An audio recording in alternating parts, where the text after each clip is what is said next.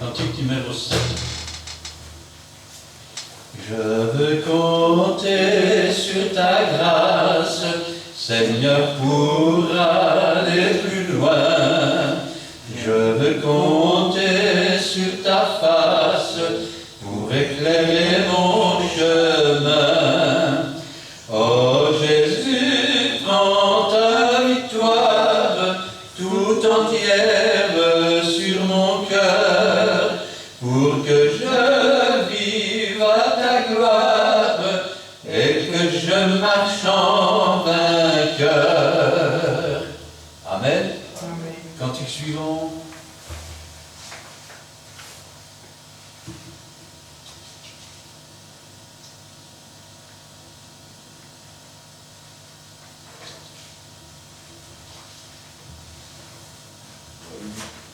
Le 4.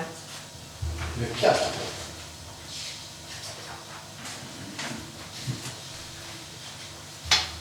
Trois, 4. Chantons dès le matin, Jésus sur le chemin, saura bien nous garder, pourquoi donc s'inquiéter, s'il nous faut traverser les difficultés, au berger donnons-les la foi fait triompher. Amen. Amen. Et enfin, le 2. Un vêtement blanc, une harpe blanc, un beau palais, une couronne, la sainte joie, le vrai bonheur, là-haut le Sauveur donne. Car Jésus est mon Sauveur, il m'a tant aimé, payé ma dette sur le calvaire. Il m'a dans son grand amour sauvé du péché. Je vis dans sa sainte lumière. Oui, nous marchons tout joyeux. Nous marchons tout joyeux. Nous marchons tout joyeux. Oui, nous marchons tout joyeux. Nous marchons tout joyeux vers les cieux. Dimanche, je suis heureux, le lundi plein de joie. Mardi, j'ai une paix que le monde n'a pas. Mercredi et jeudi, je vis dans la lumière. Vendredi et samedi, c'est le ciel sur la terre. Oui, nous marchons tout joyeux. Nous marchons tout joyeux. Nous marchons tout joyeux. Oui, nous marchons tout joyeux. Nous marchons tout joyeux vers les cieux. Amen. Amen. Alors d'abord, une bonne fête de Pâques. Merci. Ensuite, je pense que les jours de fête, ça doit être autre chose qu'une prédication normale. Pourquoi? Parce que justement, c'est un jour de détente. C'est un jour de fête. La fête, c'est un réjouissement.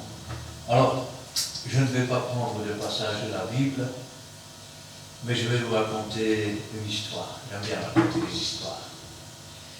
Et c'est l'histoire de la résurrection de Jésus. Alors, Jésus est mort sur cette croix. Il a dit, Père, tout est accompli. Et il a dit, je remets mon esprit entre tes mains. Et il a expiré.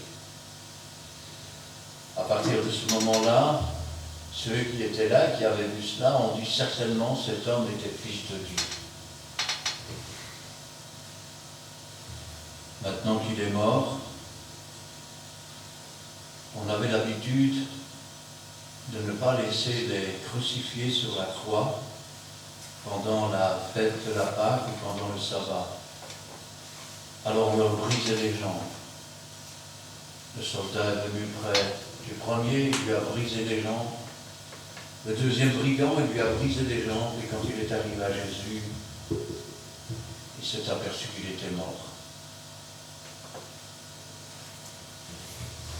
Il y avait deux disciples. Un disciple qui s'appelle Joseph d'Arimathée. C'était un conseiller de distinction. Il est allé avec Nicodème. Joseph d'Arimathée était disciple de Jésus, mais en secret. Et Nicodème, lui, était allé de nuit pour poser une question à Jésus. Ils sont allés devant Pilate et ont demandé pour avoir le corps de Jésus. Pilate a été étonné. Alors il a fait venir celui qui s'occupait de l'exécution, et il était bien mort. Alors Pilate leur a donné le corps. Joseph d'Arimathée a pris un linceul pour l'envelopper. Nicodème, tant qu'à lui, a pris 100 livres de myrrhe et d'aloès mélangés. Marie de Magdala et l'autre Marie ont assisté à la scène devant le sépulcre.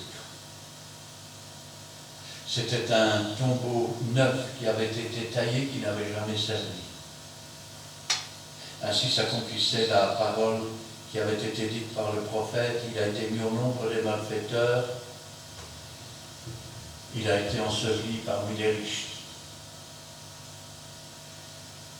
Mais voilà, les principaux sacrificateurs et les pharisiens se souviennent d'une chose. Et le lendemain, eux aussi, ils vont aller voir Pilate. Ils vont dire: nous nous souvenons que cet homme a dit qu'il ressusciterait au 3e jour. Si ses disciples venaient voler le corps, ce serait une infamie encore pire que l'autre. Pilate ne leur donnera pas de garde. Il va dire: vous avez des gardes, gardez-le vous-même. Et à partir de ce moment-là, le tombeau va être gardé par 4 escouadres de 4 hommes qui se relayent. Et puis, quand le sabbat fut passé, le premier jour de la semaine, les femmes se rendaient au sépulcre. Elles se disaient: mais qui nous roulera la pierre? Loin de se douter de ce qui s'était passé, car un ange est descendu du ciel, il a roulé la pierre et s'est assis dessus. Il était lumineux comme le soleil et ses vêtements étaient blancs comme la neige. Quand les soldats ont vu cela, ils sont devenus blancs comme morts, ils se sont mis à trembler. Et ils sont allés voir les pharisiens, expliquer ce qui s'était passé. Et les pharisiens leur ont donné une somme d'argent. Dites que ces disciples sont venus voler le corps. Et si on vous fait des ennuis, on s'en chargera. Ainsi le bruit a couru que les disciples avaient volé le corps. Les femmes sont arrivées au tombeau, et suivant l'endroit où elles se trouvaient à l'entrée du tombeau, et de l'angle de vision qu'elles avaient, certaines ont vu un homme vêtu de blanc, et d'autres 2 hommes vêtus de blanc. Et ces hommes leur ont dit: pourquoi cherchez-vous Jésus de Nazareth? Pourquoi cherchez-vous parmi les morts celui qui est vivant? Allez dire à ses disciples qu'il est ressuscité et qu'il m'attend en Galilée. Nous sommes le premier jour de la semaine. Les femmes s'en vont, mais elles ne disent rien. Elles vont rencontrer Jésus le long du chemin. Et à partir de là, elles vont s'en aller pour le dire à Jésus. Pendant ce temps, Marie est restée devant l'entrée du tombeau et elle pleure. Elle pleure parce que pour elle, ce qu'elle croit, c'est que quelqu'un est venu enlever le corps de Jésus. Soudain, Jésus apparaît car autour de ce tombeau, c'était un jardin. Et les yeux en larmes, elle entrevoit cette personne qui s'approche, elle le prend pour le jardinier. Elle lui dit, si c'est toi qui l'as pris, dis-moi où tu l'as mis, j'irai le chercher. Et soudain, elle entend Marie, la voix du Seigneur. Vous savez, mais pas comme un ami qui lui dit, Marie, ça va, ou Marie fait ceci, ou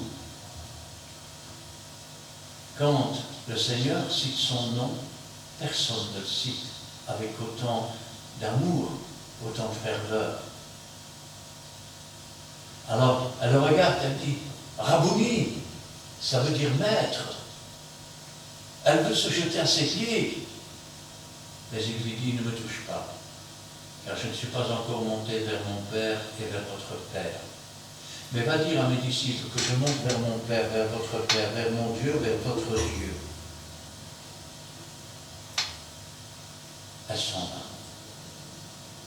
Et voilà que les femmes arrivent pour le dire aux disciples. Mais les disciples, entendant que Jésus est ressuscité, qu'il n'est plus dans le tombeau, pensent que leurs discours, ce sont des rêveries. Elles ne sont pas écoutées. Pierre est là avec le disciple que Jésus aime. Entendant cela, il court avec lui jusqu'au tombeau. Le disciple que Jésus aime arrive le premier, mais il n'entre pas dans le tombeau. Pierre entre dans le tombeau, et qu'est-ce qu'il voit? Il voit les bandages qu'il y avait autour du corps de Jésus, et puis les bandages qu'il y avait autour de sa tête mis dans un lieu à part. Pierre vit et crut. Et voilà où on en est. Dans ce même temps, 2 disciples s'en allaient à Emmaüs. Et ils s'entretenaient tout tristes de ce qui s'était passé. C'est alors que Jésus arriva et leur dit, de quoi vous entretenez-vous pour avoir l'air si triste? La Bible nous dit que leurs yeux étaient empêchés de le reconnaître. Car pour reconnaître l'œuvre de Dieu, il faut un minimum de foi, ce qui met souvent une séparation entre la vision du plan de Dieu et nous. C'est le manque de foi. Et ses disciples lui dirent, comment? Tu es le seul qui, séjournant à Jérusalem, ne sait pas ce qui s'est passé. Comment Jésus, un prophète puissant en œuvre devant Dieu, devant les hommes, comment ils l'ont arrêté, comment ils l'ont crucifié. C'est vrai, il y a des femmes qui sont venues nous dire qu'il est ressuscité. Mais lui, on ne l'a pas vu. Jésus marchait avec eux. Alors, Jésus va commencer à leur enseigner tout ce qui le concernait dans les Écritures, depuis les prophètes les plus anciens.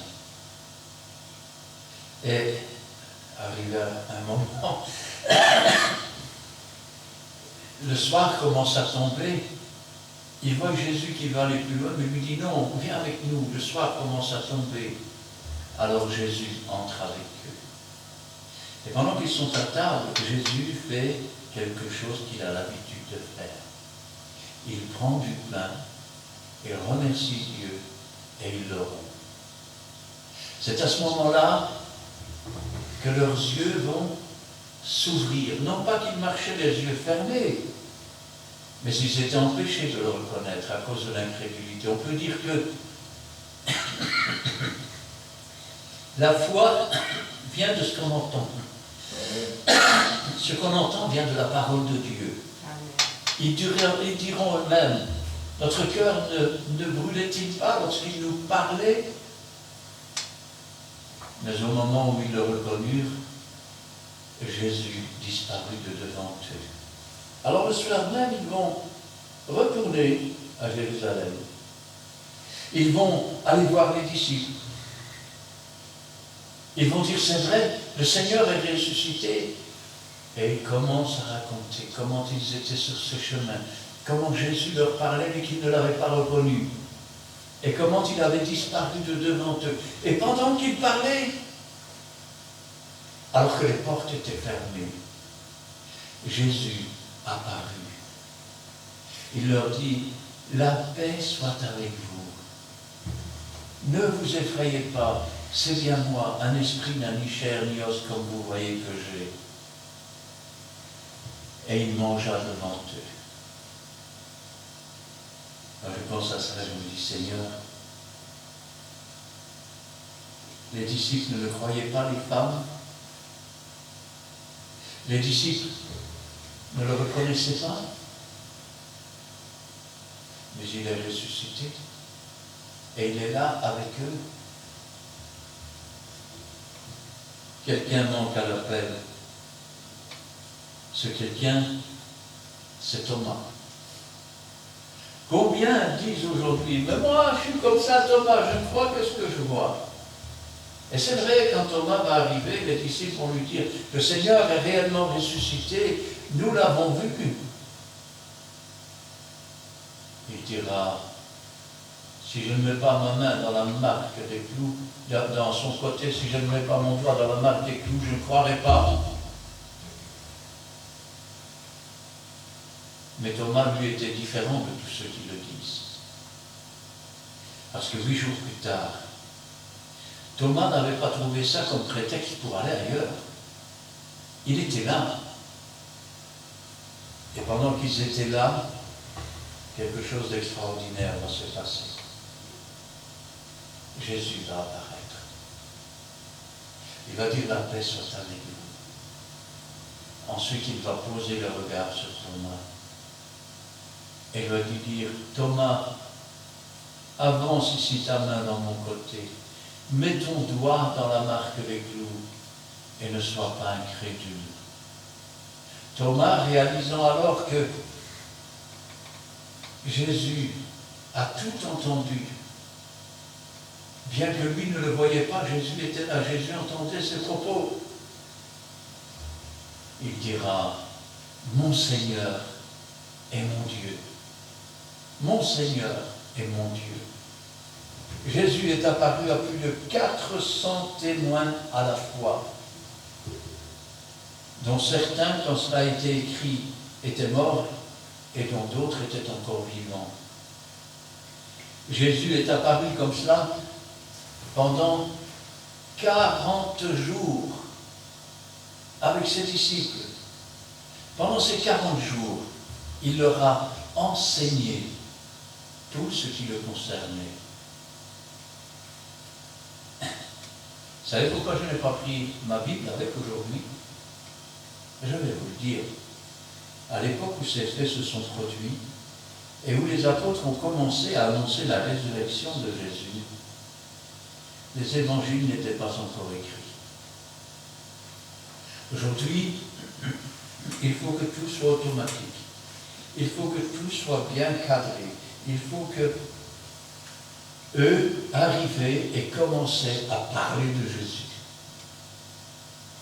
Ils racontaient comment il était né à Bethléem, comment les anges étaient apparus aux bergers, comment les bergers avaient vu l'enfant, comment les mages d'Orient étaient venus pour adorer. Ils racontaient comment cet homme dit maintenant, laisse aller ton serviteur en paix car les yeux ont vu ta gloire. Ou cette prophétesse qui racontait partout à qui voulait l'entendre que Jésus était le Messie. Pendant toutes ces années, Jésus a marché au milieu de nous. Il était plus qu'un homme. Jean-Baptiste avait dit qu'il était au commencement, qu'il était avant lui,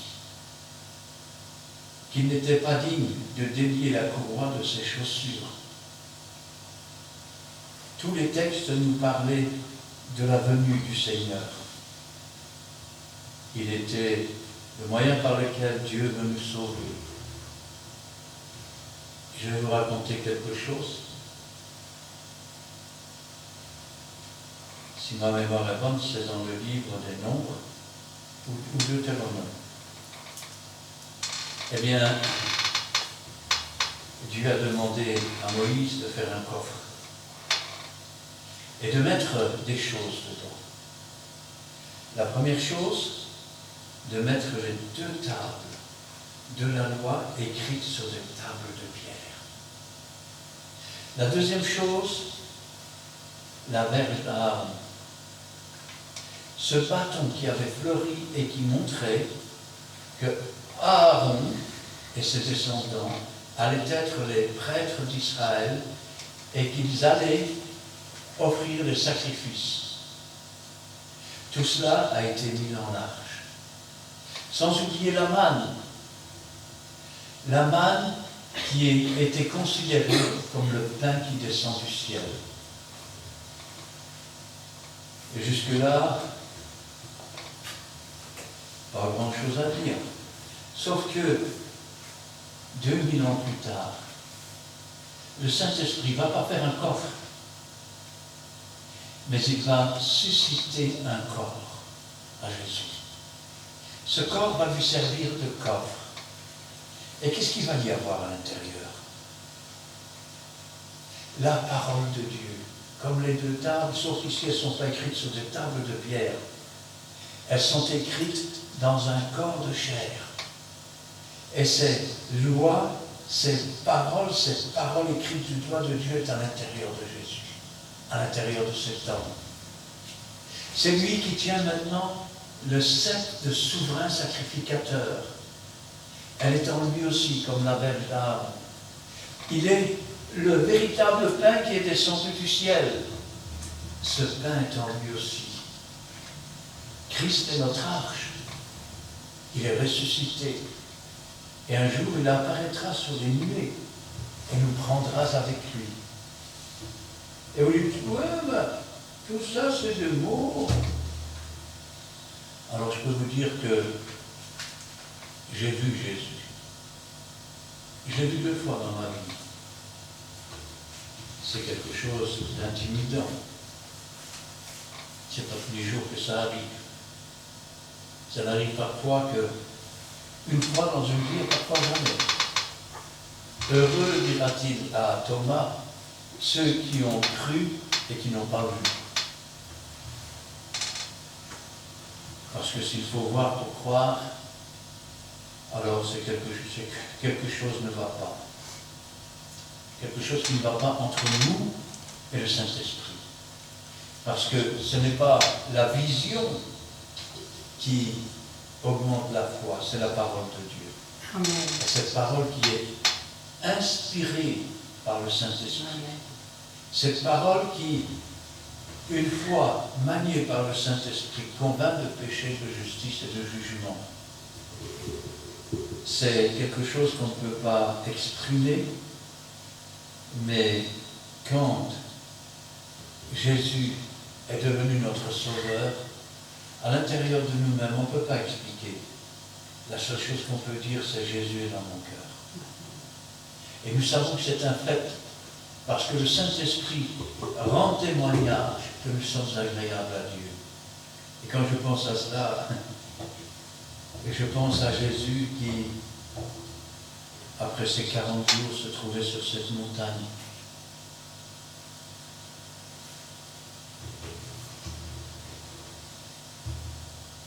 Pendant qu'il les bénissait, il a commencé à s'élever, à quitter le sol. Et les disciples avaient les regards fixés au ciel. Je pense que si les anges n'étaient pas apparus, ils seraient encore là maintenant avec leur regard au ciel. Mais les anges sont apparus et gloire soit rendue à Dieu, parce que ces anges ont dit, ce Jésus que vous voyez s'en aller au ciel reviendra. Vous entendez, frères et sœurs? Jésus revient bientôt. Il reviendra de la même manière que vous l'avez vu s'en aller. Et nous attendons son retour. Nous attendons l'enlèvement de l'Église, nous attendons l'avènement du Seigneur, nous attendons la nouvelle terre, nous attendons la nouvelle cité céleste. Nous attendons la fin de nos jours. Nous ne le craignons pas, nous l'attendons. Jésus a dit, il y a plusieurs demeures dans la maison de mon Père. Si cela n'était pas, je ne vous dirai pas. Je vais vous préparer une place. Et lorsque je vous aurai préparé une place, je reviendrai et je vous prendrai avec moi. Parce que là où je suis, je veux que vous y soyez. Si nous ne voulons pas être là où Jésus est, alors nous ne marchons pas sur le chemin de la vérité et de la vie. Nous marchons sur un chemin large et spacieux, un chemin de perdition. Beaucoup sont ceux qui prennent ce chemin. Peu sont ceux qui trouvent le chemin de la vie. Parce que le chemin de la vie, il n'est pas tortueux. Le chemin de la vie, il n'est pas, je vais dire, large, il est étroit. On ne peut pas en sortir. Il ne faut pas grand-chose pour en sortir. C'est pourquoi d'ailleurs, il est dit que celui qui marche selon l'esprit ne pêche point. Jésus marchait selon l'esprit, il ne pêchait point. Tout disciple accompli est semblable à son maître. Mieux vaut être une vierge sage qui part à la rencontre de son époux qu'une vierge folle qui cherche après de lui alors que l'époux est déjà à la porte. Prenez garde de ne pas être arrivé trop tard. Cherchez l'Éternel pendant qu'il se trouve, invoquez-le tandis qu'il est prêt. Que le méchant abandonne sa voie, qu'il retourne à l'Éternel, à notre Dieu, qu'il ne se lasse pas de pardonner. Jésus-Christ a dit, je suis avec vous tous les jours jusqu'à la fin du monde. Ce qui veut dire que hier il était là, aujourd'hui il est là, maintenant il est là, tantôt il sera là. Et au moment où le fil de nos vies seront coupés, où nos âmes sortiront de nos corps, il sera là aussi. Comme au jour où Étienne, disciple rempli du Saint-Esprit, a été lapidé. Vous savez pourquoi? Parce qu'il a vu Jésus debout à la droite de Dieu. Jésus s'est levé pour l'accueillir. Si nous sommes de bons et fidèles serviteurs ou servantes, le jour de notre mort, Jésus se lèvera de son trône pour nous accueillir. Lui qui est le roi des rois, le Seigneur des seigneurs, lui qui a vaincu Satan, lui qui a vaincu la mort, lui qui est la résurrection et la vie, lui à qui appartiennent toutes choses, il se lèvera pour nous accueillir. Et il nous dira, viens, bon ou bonne et fidèle servant ou serviteur, entre dans le repos de ton maître. Mais si tu n'acceptes pas cette résurrection, si tu n'acceptes pas cette mort pour toi, alors il ne peut rien faire pour toi. C'est comme si je te mets un plat à manger, tu es mourant de faim, je te le présente. Assieds-toi et mange. Jésus dit, voici, je me tiens à la porte et je frappe. Si quelqu'un entend ma voix et ouvre, j'entrerai, je souperai avec lui et lui avec moi. Si maintenant tu le laisses dehors comme un mendiant, alors il ne pourra rien faire pour toi. Car il n'a jamais obligé personne. C'est la raison pour laquelle je t'invite à te repentir, à changer de vie, à demander pardon pour avoir vécu comme s'il n'existait pas, et à l'accepter comme seul maître, divin maître, celui qui est ressuscité d'entre les morts, celui qui un jour apparaîtra sur les nuées et nous prendra avec lui, pour être toujours avec le Seigneur. Amen. Amen. Nous allons prier.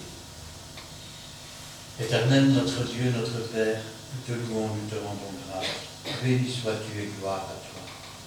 Ta parole, Seigneur, est la vérité, ta parole est la vie. Et la révélation de tes paroles est claire. Béni sois-tu et gloire à toi, Seigneur, pour ce jour où tu t'es offert sur cette croix du Calvaire, alors que rien ne t'y obligeait. Pour ce jour où tu as pensé à chacun d'entre nous, où tu nous as aidés au point de donner ta vie.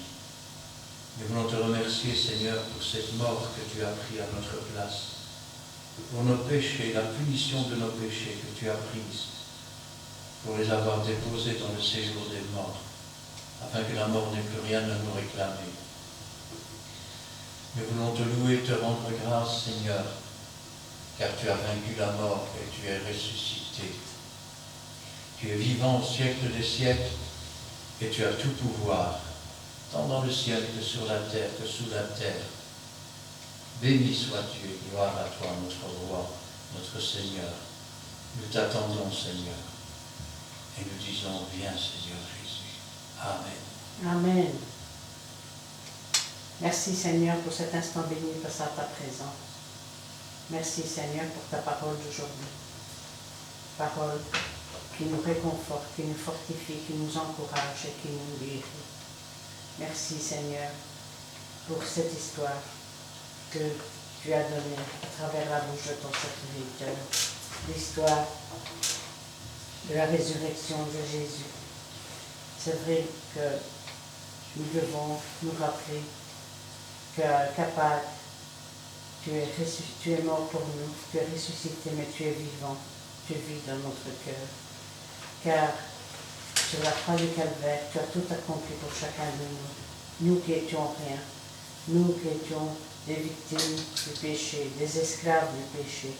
Mais un jour, tu es venu vers nous, tu nous as tendu une main secourable, et tu nous as lavés, sauvés dans le sang de l'agneau. Gloire, honneur te soit rendu, mon Dieu. Que toute la louange t'est due, que toute l'adoration t'est due. Et donne-nous, Seigneur, de te donner notre reconnaissance envers toi. Toi qui es tout pour nous, toi qui es notre Dieu, notre Père, toi qui es le roi des rois, le Seigneur des seigneurs. Merci d'avoir fait de nous ton enfant. Merci d'être appelé enfant de Dieu. C'est un honneur que tu nous fais de faire partie de ta famille.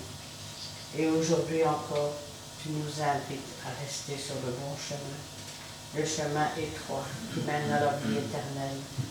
Ne permet pas que nous tombions en tentation, mais donne-nous, Seigneur, de la patience, Seigneur, afin de ne pas être tentés par tous les pièges que l'ennemi peut nous tendre, Seigneur, mais au contraire d'être ferme, vigilant, car nous voulons, Seigneur, marcher toujours de l'avant, de mieux en mieux, dans ce chemin que tu as tracé pour chacun de nous, afin d'avoir cette couronne de vie que tu prépares pour tous ceux qui te sont fidèles.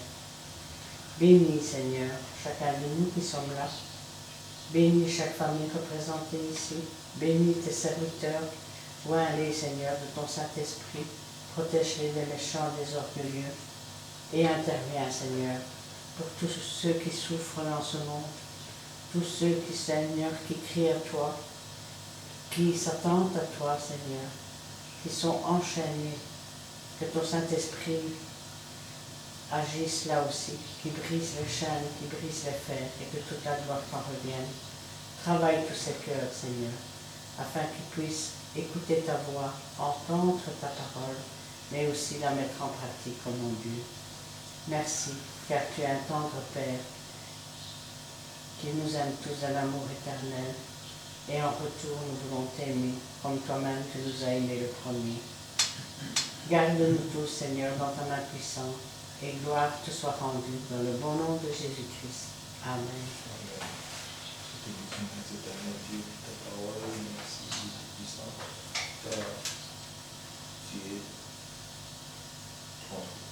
Tu es passé des morts à la vie. Aujourd'hui, qui est notre grande fête que nous pouvons fêter nous.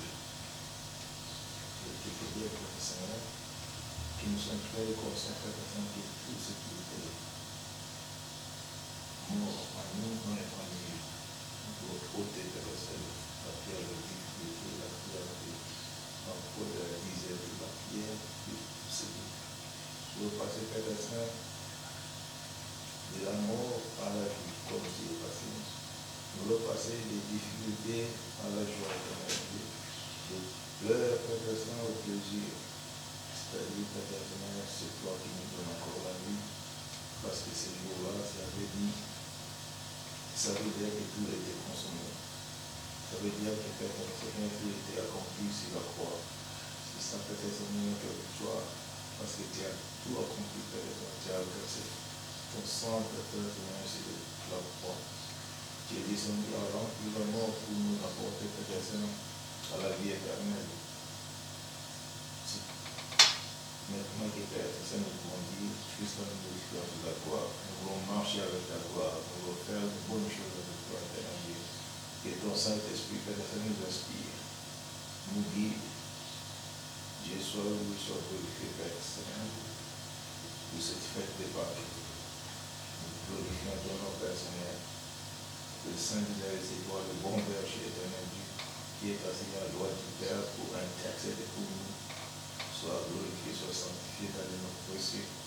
Dans le Seigneur Jésus-Christ. Bénis aussi par la Sainte-Touche. Personne de Père Saint, ici présent. Et aussi bénis notre chanteur de retour. C'est pour ça que nous voulons faire cette prière dans le nom précieux. Et glorieux de notre Seigneur Jésus-Christ. Amen. Amen. Merci Seigneur pour ta parole. Merci aussi pour tout ce que tu as fait pour nous. Que tu puisses nous guider de la puissance de faire comme la personne pour toute chose. Trouver le chemin du retour, mais aussi la sauver, aussi avec nous et nous garder. Merci pour tout Seigneur. Amen. Amen. Très bien, nous terminerons avec le cantique numéro 8.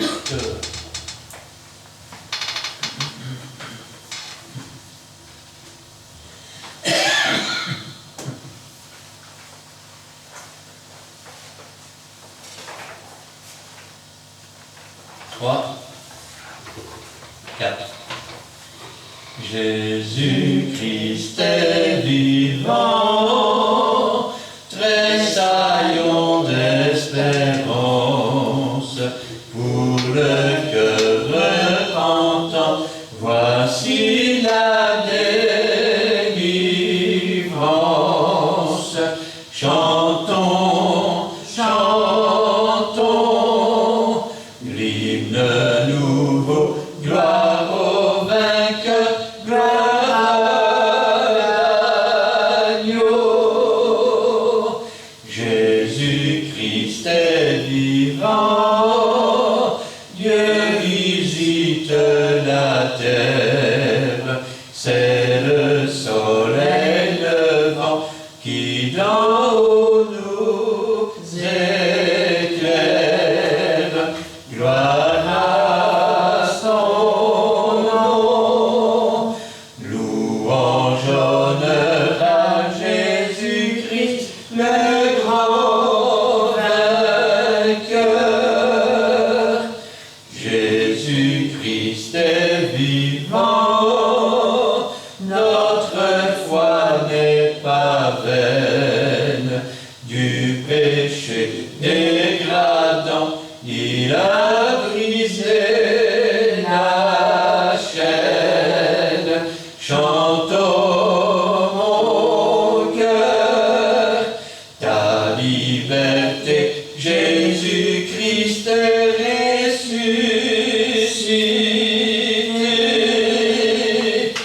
Jésus, désormais, qu'on l'aime et qu'on le craigne, c'est le prince de paix, bientôt viendra son règne, règne éternel, de vérité, d'amour, de justice et bonté. Amen. Amen. Que l'Éternel te bénisse et qu'il te garde. Que l'Éternel fasse luire sa face sur toi et qu'il te donne la paix. Que l'Éternel fasse luire sa face sur toi et qu'il t'accorde sa grâce. Amen et Amen.